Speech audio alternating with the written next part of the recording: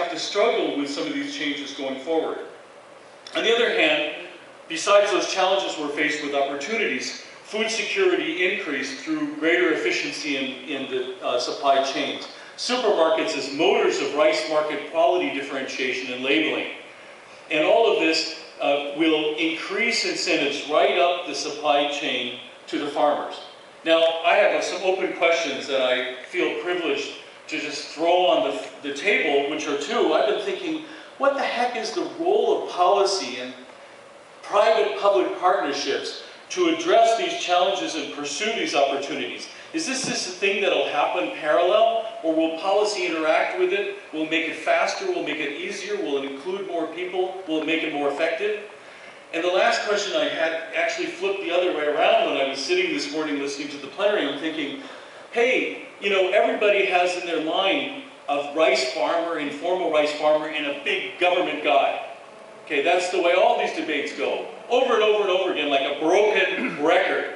Okay, and of course, when there's a crisis, it becomes more of a broken record. It spins a little bit faster. But really, these changes I'm talking about are a lot more important over the longer term than some policy debates here and there as you're bumping along. How will these things change the policy debate?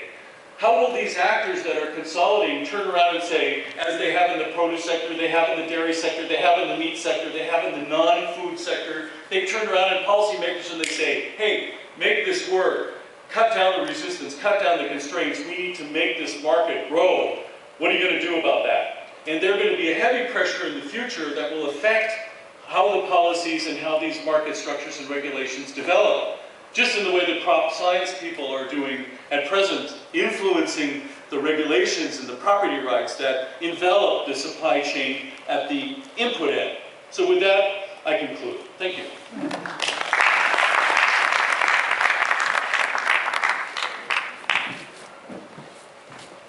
Thank you, Tom, for this excellent presentations.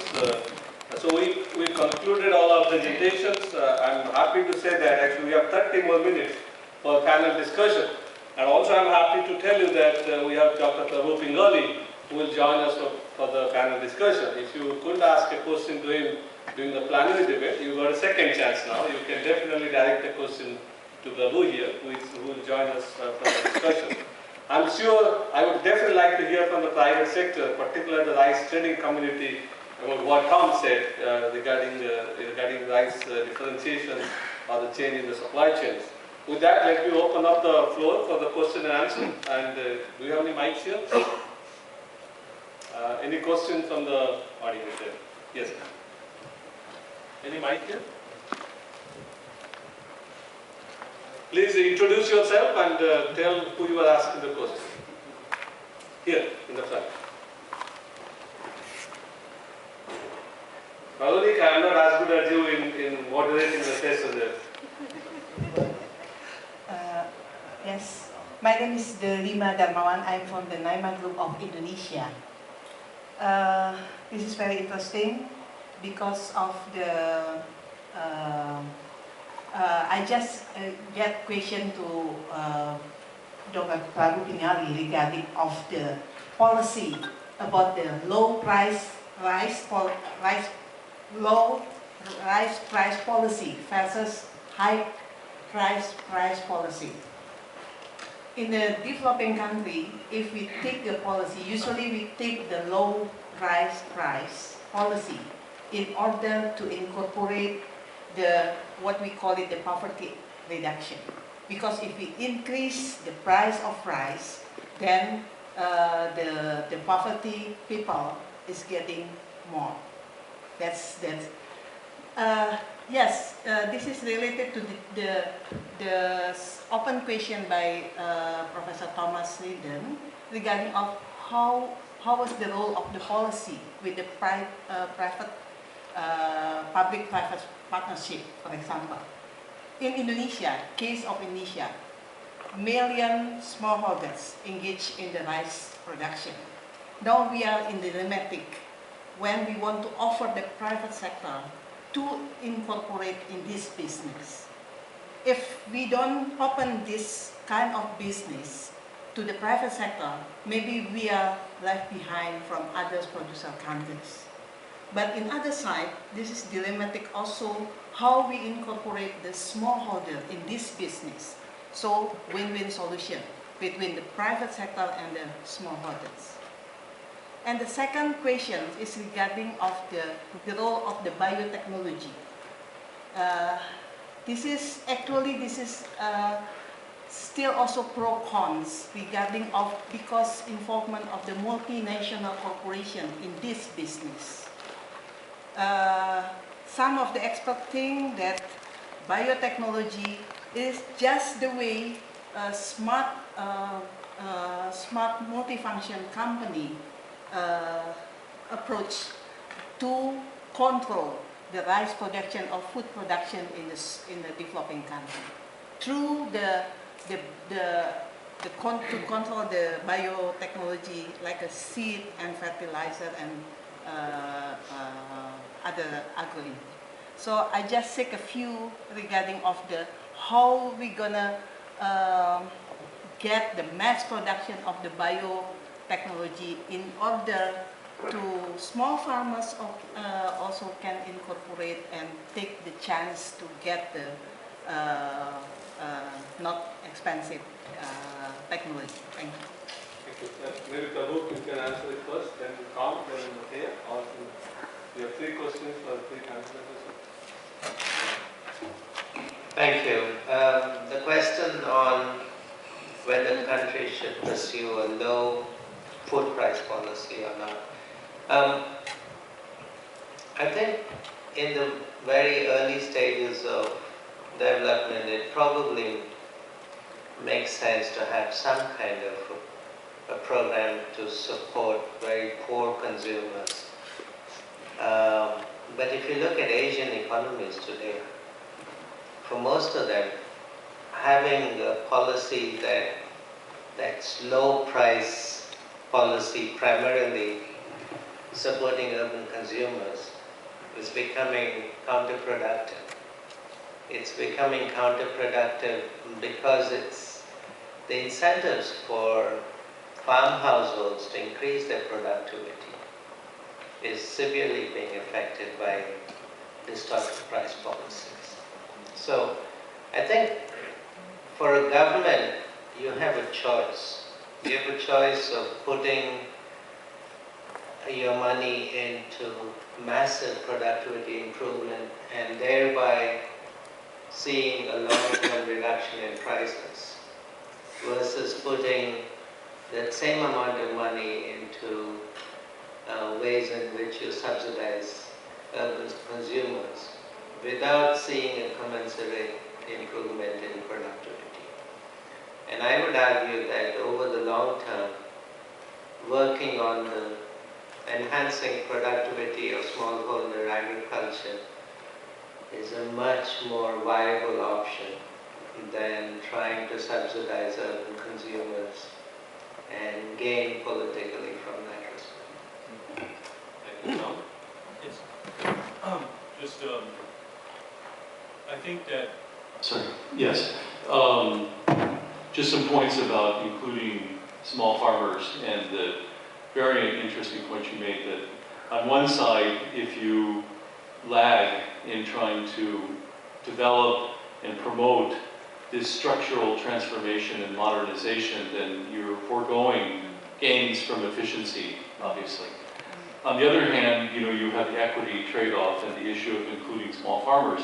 I think that what we're seeing is that de facto, and I can talk a little bit about the case of Indonesia, certainly in areas like Bandung, you find that larger farmers are buying up the rice land of smaller rice farmers and either shifting to horticulture or having larger rice operations. And in many areas, we see this very large, 50% of the land in the rice sample that we did in Heilongjiang in China, central rice producing area, was rental land. And so the rental markets are basically seeing the bigger actors or medium actors pulling land away and renting, while a lot of those smaller farmers are going to migration or off-farm activity. And so I think there'll be consolidation of land and land rental that will change the face of things regardless of how policy acts. Secondly, We talk about small farms, but I think we need to define small farms, and we can think about it in the Indonesian case, that there's small farms and there's small farms. There's small farms that are very involved in the, let's say, the horticultural supply chains in Indonesia into modern markets, but that have non-land assets that are adequate. Irrigation, access to road, extension, warehouses, information, education. These are non-land assets that are useful, that can be used as the base, for example, to adequately associate or aggregate and attain the kinds of economies of scale and quality together that are necessary to be in this kind of changing markets. However, what we found both in rice and in non-rice products, the small farmer that's in the hinterland, that's far from the road, that doesn't have the education or extension or irrigation, those are the real excluded ones. And I think will continue to be excluded and probably will actually have an acceleration. And this is a big debate in India, but do you use fertilizer subsidy that in the states that we've studied, Madhya Pradesh and Uttar Pradesh, we found that the huge majority of the subsidized fertilizer being sold to the state retail stores is going to the medium and large farmers, not to the small farmers. And so, do you use that fund for fertilizer subsidy in rice and wheat areas, or do you use it to improve roads and assets that can serve the smallest farmers? That's a difficult question. And third, the small farmers probably should also be moving into horticulture and other things that pay more per hectare. Horticulture pays four times more than rice. It's crazy for them to stay in rice when they can shift into something that pays a lot more. And last, I think that contracts and associations among farmers could be a possible way to go.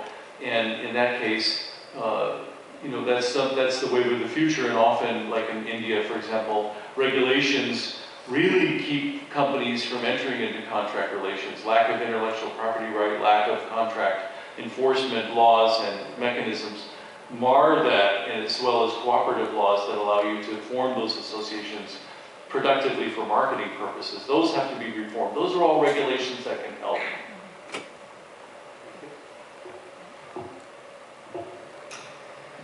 First, I would like to thank you for your question. And so if I have understood correctly, there were two sides of this question. One, the fear of the multinational company controlling the food chain. And the second one is how to make technology available to the small farmers.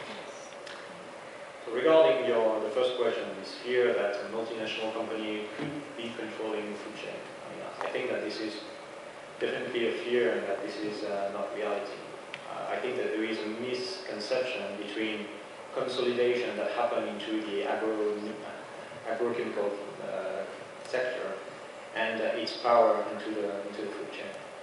If you look at the food chain, there is a huge amount of stakeholders, starting with the farmer itself, the consumers, the miller in the case of rice, the food industry, and so on and so forth.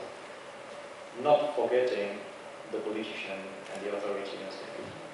So I don't think that a company like in my case, IRPIC, has that much of a power and would be able to control it. We are under the influence of many different organizations also, and this is something that we have to deal with. So I think that we are giving us way too much power compared to what we truly have. Regarding the introduction of biotechnology, I would like to maybe remind you that in the case of rice, probably the first biotech products are not going to be introduced by multinational companies. In the case of probably the two first products that may be introduced into the marketplace are going to be, on one hand, the Chinese rice, and on the other hand, golden rice. So you see that the private sector is not the only one who is working on those type of technology. The public sector is also very heavily involved into this because it has been perceived and understood as a technology that is going to help addressing the challenges that we are facing. The second point was regarding making this technology available to those farmers. And this is going back to really the presentation that I have unfolded for you. Technology is